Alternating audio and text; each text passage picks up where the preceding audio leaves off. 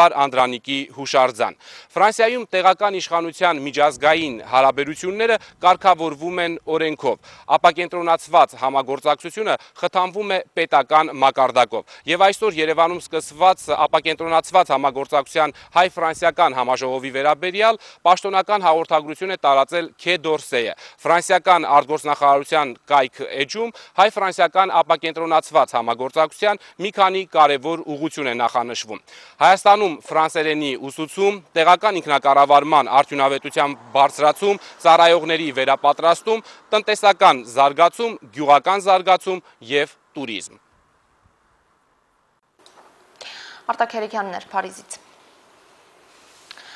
Ֆրանսիական պատվիրակության այցի նպատակների մասին Սփյուռքի նախարարի հետ ասուլիսում պատմել է Մարսելի փոխքաղաքապետը Դիդիե Փարաքյանը, կիսվել է Հանրապետության նախագահի հետ հանդիպման տպավորություններով, խոսել հայերի ցեղասպանության ժողովրդականության դեմ օրինագիծը Սենատի օրակարգում ընդգրկելու հեռանկարի շուրջ, տեղեկացրել, որ վերջերս Մարսել են հրավիրվել 30 թուրք մտավորականներ եւ ներողություն խնդրել հայ համայնքից։ Հայկական կազմակերպությունների համակարգող խորհրդի ծրագրերում ոչ միայն ցեղասպանության հարցն է, այլ նաեւ Ղարաբաղի միջազգային ճանաչման ուղղությամբ աշխատանքի ակտիվացումը։ Խորհրդի նախագահ Ժակ Տոնապետյանի խոսքով Արցախում ամռանը հավաք են նախատեսում Ֆրանսիայի ազդեցիկ սենատորների մասնակցությամբ։ Դիդիե Փարաքյանն էլ արդեն բացահայտել է ոչ միայն ֆրանսահայերի, այլև աշխարհասփյուռք բոլոր մեր հայրենակիցների երջանկության բանաձև, ըստ նրա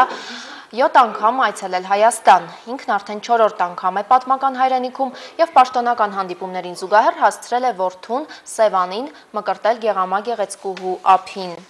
Ֆրանսիացիների այցի ընթացքում դրվել են նաև տնտեսական գործակցության նոր հիմքեր։ Հայաստանի առևտրաարդյունաբերական պալատի եւ ֆրանս-հայկական առևտրի ու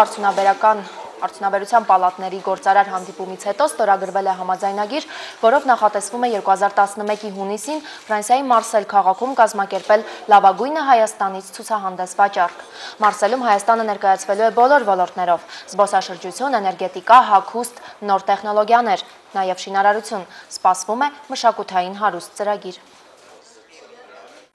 Ֆրանսիացի բարեկամները երեք հանդիպեցին գործարարների հետ, հասկացան ինչ հնարավորություններ կա հայկական շուկայում, ինչ մասնագետներ կան, ինչ ոլորտներ կարելի է զարգացնել, եթե ոչ 100%-ով, գոնե 50%-ով համ հայկական, համ ֆրանսիական կողմի հետ արդեն խնդիրը պարզ է։ Շատ ուրախ եմ, որ երկու երկրների պալատների համագործակցությունը նոր մակարդակի է հասնում։ Մենք անելու ենք ամեն հնարավորը, որ առևտրաարդյունաբերական պալատները մերձեցնեն հայ եւ ֆրանսիացի գործարարներին։ Ֆրանսիական Էգիսը կվերահսկի հյուսիսարավ մայրուղու կառուցապատումը նախագծումից մինչև կառուցում։ Ընկերության 10 փորձագետները հայ շինարարների հետ միասին կհետևեն, որ կառուցվող մայրուղին համապատասխանի միջազգային չափանիշներին։ Մասնագետներն առայժմ ավարտել են մայրուղու առաջին հատվածի Երևան-Աշտարակ եւ Երևան-Արարատ նախագծման աշխատանքները ու եզրահանգել։ Երևան-Աշտարակի առաջին 7 կիլոմետրը չի համապատասխանում պահանջվող չափանիշներին, իսկ Երևան-Արարատ ճանապարհին անհրաժեշտ է իրականացնել անվտանգության ապահովման միջոցառումներ։ Չափորոշիչներին ծանոթանալու նպատակով նախագծման եւ վերահսկման աշխատանքներում կներգրավի նաեւ ճարտարապետաշինարարական համալսարանի 78 ուսանող։ Եռակողմ հուշագիրը ստորագրել են Հյուսիսհարավ կազմակերպության ղեկավարը, Էգիսի ներկայացուցիչը եւ համալսարանի ռեկտորը։ Փորձեցինք նաեւ մեր համալսարանի ուսանողներին ներառենք այդ աշխատանքների ընթացքում, որոնք ուսումնասիրեն թե նախագծման նոր մշակույթը, նոր ստանդարտները, թե սկսեն նաև կիրառել մեր երկրում, որտեղ մեր ապագա աշխատողները ոլորտի դա մեր համալսարանի դուրս եկող ինժեներներն են։ Իր տարեդարձն է տոնում Ֆրանսիայի Իսի-լե-Մյուլինո քաղաքի հայ քույրը։ Էջմիածինը 2695 տարեկան է։ Հայաստանի հոգևոր մայրաքաղաքն իր պատկառելի հոբելյանին մի լավ պատրաստվել է։ Մշակութային ու մարզական բազում միջոցառումներ, համերգներ ու հրավառություն։ Ֆրանսիայից հատուկ այս առիթով ժամանած հյուրերը դեռ չհեռացած արդեն կանխավայելում են Էջմիածնի հաջորդ տարվա ծննդյան տոնը։ Էջմիածին 2695 տարեկան է, քաղաքի Հոբելյանի նվիրված միջոցառումների մեկնարկը դեռ նախօրեին էր տրվել փոքրիկների համար եւս մեկ խաղահրապարակի բացմամբ, իսկ այսօր այն շարունակվեց տոնական շքերթով։ Քաղաքի մուտքից մինչև հրապարակ երթով ընթացան զինվորների ու մտավորականների, դպրոցականների ու հասարակական գործիչների շարքերը, իսկ Վաղարշ թագավորի ժողովուրդն ընդունեց առանձնակի ցնծությամբ։ Ես մեծ հայքի տիրակալ Վաղարշս Որդին հայ արշակունի սանատրուկ մեծ թագավորի ողջուն եմ հղում համայն իմ ժողովրդին և վերակառուցված հին Վարդգեսավանը հետ այսու հռչակում Հայաստանի նոր մայրաքաղաք և այն կոչում Արքայիս անունով Վաղարշապատ։ Տոնակատարության առանցքային միջոցառումներն այսօր էին մի կողմից քաղաքի գեղարվեստի դպրոցեսանների գեղանկարների բացօթյա, մյուս կողմից լուսանկարների ցուցադրություններ։ Բեմահարթակում երաժիշտներն ու պարողներն էին մարզագորգին պատանի ըմբիշները։ Ազգային փոքրամասնություններն էլ իրենց տոնական սեղաններն էին բացել եւ քաղաքի տարեդարձը միասին շնորհավորելու հրավերներ էին անում։ Ուրախ ենք այս գեղեցիկ միջոցառման համար։ Մենք շատ ենք սիրում Էջմիածինը եւ շնորհավորում ենք հոգեվոր քաղաքի բնակիչներին իրենց բազմադարյա քաղաքի տարեդարձի առթիվ։ Հպարտ ենք, որ այս քաղաքի բնակիչներն ենք, որովհետեւ այստեղ է եղել հայոց տարերի ընդունումը, Մեսրոպ Մաշտոցի գալը, Մատենադարանը առաջին հայկական դպրոցը, թարգմանչած տոնը այստեղ է նշվել։ Էջմիածինցիների հետ տոնի տրամադրությունը կիսելու էին եկել նաև հյուրեր Սփյուռքից եւ Արցախից։ Մարտակերտի ու Հադրութի հետ Էջմիածինը քույր քաղաքներ դառնալու պայմանագիր էր կնքեց։ Իսկ քույր քաղաքի հարուստ փորձ ունեցող ֆրանսիական Իսիլե Մուլինոյի պատվիրակությունը, որ ավանդական է դարձրել Էջմիածնի տոնը հայության հոգևոր կենտրոնում նշելը, դարձյալ չէր մերժել տոնին մասնակցելու հրավերը։ Անցյալ դարվանների ի վեր քաղաքը բավական փոխվել է, լավացել է եւ գցանկանամ որ ավելի նոր, ավելի փոխվի, ավելի լավանա եւ մենք հույս ունեմ, որ իմ մաղթանքս պիտի եղնա։ Հրավիրվածները դատարկաձեռին չէին եկել, անսպառ էին շնորհավորանքները եւ անակնկալներով լեցուն նվերների փաթեթները։ Հանդիսությունների եւ կլոր սեղանների պայմաններ չունեցող Էջմիածինը այսօրվանից մեծ ու լուսավոր դահլիճ էլ կունենա, որի սյուների ներքո առաջին բաժակը կբարձրացվի բազմադարյա քաղաքի հարատեվության համար։ Հարուստ օրակարգը տոնակատարության եզրափակ վիճակորդները կազդրարի կեսգիշերին գալահամերգից ու հրավառությունից հետո։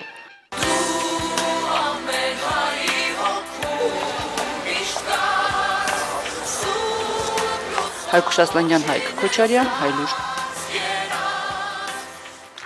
4 նամակ միևնույն բովանդակությամբ։ Այս նամակ հայտարարությունը, որ նախաձեռնել է Ժառանգություն խմբակցությունը, վերաբերում է Ադրբեջանում Մանվել Սարիբեկյանի ողբերգական մահվան հանգամանքներին։ Հայտարարության հեղինակները դատապարտում են կատարվածը եւ պահանջում, որպեսզի հայկական կողմը անպայման ներկայացված լինի եւ հետաքննության մեջ ընդգրկվեն Հայաստանի համապատասխան մարմինների ներկայացուցիչները։ Նամակը հասցեագրված է ՄԱԿ-ի գլխավոր քարտուղարին, Եվրախորհրդարանի, ԵԽԽՎ եւ ԵԱՀԿ խորհրդարանական վեաժողովի նախագահներին։ Ազգային ժողովի բոլոր խմբակցությունների վերաբերմունքը այս հայտարարությանը դրական է եւ նամակի հայերեն տեքստի տակ ստորագրել են բոլոր խմբակցությունների ղեկավարները։ ԵԽԽՎ հայկական պատվիրակությունում Ժառանգության ներկայացուցիչ Զարոյ Փոստանջյանը նաեւ խորհրդարանական վեաժողովում է շրջանառության մեջ դրել գրավոր հռչակագիր հայ գերու մահը Ադրբեջանում վերտառությամբ, որի պահանջը կրկին անկախ հետաքննությունն է միջազգային փորձագետների ներգրավմամբ։ Հավաքվել է 26 ստորագրություն, ստորագրել են նաեւ մեր պատվիրակության բոլոր անդամները։ Իմ փորձը ինձ թույլ է տալիս ասել, որ դա փաստորեն տանջամահ եղած դեպքերից մեկն է, անպայման ներկայացված լինի եւ Հայաստանի կողմը, որովհետեւ հակառակ բaragայում մենք կունենանք այն կներեք մանկապարտեզի համար բացատրությունները, որոնք որ հովիվին դարձրեցին դիվերսանտ 2 ամսվա մեջ պատրաստված եւ շատ ծիծաղելի կարելի է ասել նախապատմություններով։ Այսօր ոչ մեկի աչքերը չեն կարող փակել, որ դա ինքնասպանություն չէր եւ սպանություն էր։ Չպատժված հանցագործները հանցագործությունը ծնում է նոր հանցագործություն եւ կարծում եմ միջազգային հանրությունը պետք է ոչ միայն լուրջ դատապարտի, այլ լուրջ միջոցներ ձեռնարկի, որովհետեւ կա նաեւ Կարմիր խաչի մոտեցումը Առաջին անգամ առաջին գծում տարբեր բուհերի ուսանողներ գնացել են նոյեմբերյանի Զորամաս, մեկ օր ապրել են այստեղ ծառայող զինվորների հետ միասին ու հենց նրանց կյանքով։ Բանակային ճաշից հետո Նժդեհյան զրույցներ ու շատ կարևոր որոշում։ Հայ ուսանողների ու զինվորների մեկ օրը մեր թղթակցի դիտակետից։ Քայլերը տանում են շարային հրապարակ, ամեն օր ու մի քանի անգամ առավոտյան 7-ից սկսած Զորամասում զինվորները շարային պատրաստություն են անցնում։ Առաջին շարքերում նորակոչիկներն են, 6 ամիս նրանց պատրաստում են դիրքեր բարձրանալուն։ Հայրենիքի պարտքն եմ կատարում, ստե իսկական տղամարդ ենք դառնում։ Մեկ օր Զորամասում ու դիրքերում Հանրապետական կուսակցության երիտասարդական կազմակերպության նախաձեռնությամբ տարբեր բուհերի ուսանողներ այս անգամ հյուրընկալվել էին նոյեմբերյանի Զորամասում, նրանցից շատերը դեռ չեն ծառայել։ Ես պատրաստ եմ ծառայության եւ Նաև մասնագիտությամբ ես զինվորական հոգեբան եմ։ Օրվա երկրորդ կեսին համերգային ծրագրով երիտասարդներն ու զինվորները շփվեցին միմյանց հետ, ծառայողների խորհուրդը հյուրերին մեկն էր։ Թիկունքում մեր ընտանիքներն են, իսկ նրանց խաղաղ ապրելու պատասխանատուները մենք ենք։ Բանակը հասարակության մի մասն է կազմում եւ մեր երիտասարդները այդ հասարակության մեջ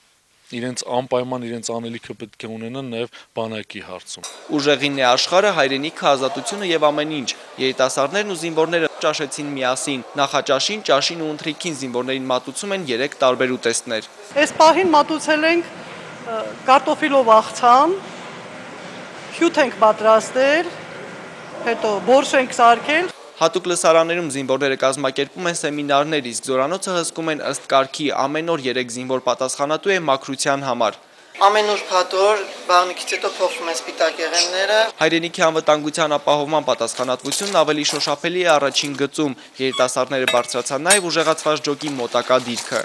Սահման ենք պաշտպանում։ 2 ժամը 1 հերթապահությունն այստեղ փոխվում է, կահավորված խրամատում սահմանապահները աչքները չեն կտրում դիտակետից։ Հակառակորդի ամենամոտ դիրքը 750 մետրի վրա է։ Սա մութ է, չէ, եթե բացեցին լույսի ֆորտուշկան երևալու է։ Շուրջօրյա հերթապահները ուշի ուշով հետևում են պետական սահմանի ամեն մի սանտիմետրին։ 15 օրը մեկ այստեղ հերթափոխ է։ Մարտական հենակետի խոհանոցն ամեն օր սնունդ է ընդունում։ Իսկ փոքրիկ զորանոցում սահմանապահներին ոգևորող Նժդեհի տողերն են, գերազանցի նախորդների խիզախությամբ, նվիրումով ու հայրենասիրությամբ։ Այսօր բանակը հուսալի ձեռներում են։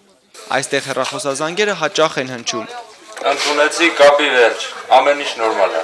24 ժամ զինծառայողներն իրենց դիրքերում են։ Մեկ օր դիրքերում այցը ռազմահայրենասիրական դաս էր 15 բուհերի ավելի քան 100 ուսանողների համար։ Առաջին գծից Վահե Դավթյան, Հակոբ Թումանյան, Հայլուր։ Շարաչ եւ ցասում ադրբեջանական բանակում ազերիների զորամասերում օլեգնող վհուկն այս անգամ աչքի է ընկել առանձնակի ցինիզմով։ Կարող է պարզվել, որ կոռուպցիայի դեմ պայքարող եւ հենց այդ պայքարի նահատակ դարձած գեներալը համար մեկ կաշառակերն էր։ Ադրբեջանի ռազմաօդային ուժերի հրամանատար գեներալ Ռայիլ Ռզայևը գնդակահարվեց 2009 փետրվարի 11-ին իր տան մոտ մեքենա նստելիս։ Սպանության տակ հետքերով շատ վերլուծաբաններ նաև Ադրբեջանում ենթադրություն արեցին, որ գեներալը զոհ է գնացել բանակային կոռուպցիայի կնքահայրերին։ Ազատություն ռադիոկայանի ռուսական ծառայությունը անգամ վերնագրեց, Ռայիլ Ռզայևը չափազանց շատ գիտեր։ Ենթադրվում էր, որ այդ գիտենալը առնչվում էր Ադրբեջանում ռազմական բյուջեի փոշիացմանը։ Բաքվի ԶԼՄ-ների այսօրվա լուրերը սակայն ստիպում են վերանայել գեներալի այդ կերպարը։ Դատական նիստում 3 անձանց մեղադրանք է առաջադրվել հանգուցյալ գեներալի առանձնասենյակից մեծ քանակությամբ ոսկեղեն, զարդեր եւ գումար հափշտակելու համար։ Իրական հարցը, եթե ռազմական բյուջետ Ադրբեջանի մեջ կստուգենք, մինչև հիմա ավելի կարևորը այդ փողը ուր գերտան եւ ինչպես կկործադրեն, քան թե այդ քինը, որ գուտան։ Ադրբեջանական մամուլը մեջբերում է դատական նիստում հնչածը, որ գեներալ Ռզայևի սեյֆում բացի թանկարժեք ոսկեղենից գողացվել է 200,000 եվրո կանխիկ գումար։ Գողանալն ինչ-որ կերպ կարելի է հասկանալ, սակայն բացարձակ անհասկանալի է, թե ինչպես չի հնչել օդում սավառնող հարցը, իսկ որտեղից է նման կարգի գումար հայտնվել գեներալի աշխատասենյակում։ Ադրբեջանին փանագը եւ ռազմական վիճակը մեծ մասը մինչև հիմա կոռուպցիոնին դագա։ Այդ ախտոտ կոռուպցիան, որ արմատական հիվանդությունն է Ադրբեջանին համար։ Եվ բարիփակտաբար Հայաստանը շատ ավելի մաքուրը եւ ավելի շիդագը եւ ռեֆորմին համար շատ ավելի լուրջ քայլանեցին։ Արթուր Գրիգորյան, Տիգրան Բաբայան, Հայլուր։ Կոռուպցիոն սկանդալ է պայթել նաև Վրաստանում։ Սահմանադրական անվտանգության դեպարտամենտի հետաքննությունից պարզվել է, որ առողջապահության նախարարության սոցսպասարկման աշխատակիցները յուրացնում են կենսաթոշակառուների թոշակները։ Հատուկ ֆոնդից յուրացվել է 95,000 լարի, ավելի քան $60,000։ Ձերբակալված են առողջապահության նախարարության սոցսպասարկման Սամեգրելոյի կենտրոնի պետն ու բաժնի աշխատակիցը, նաև Լիբերթի բանկի 5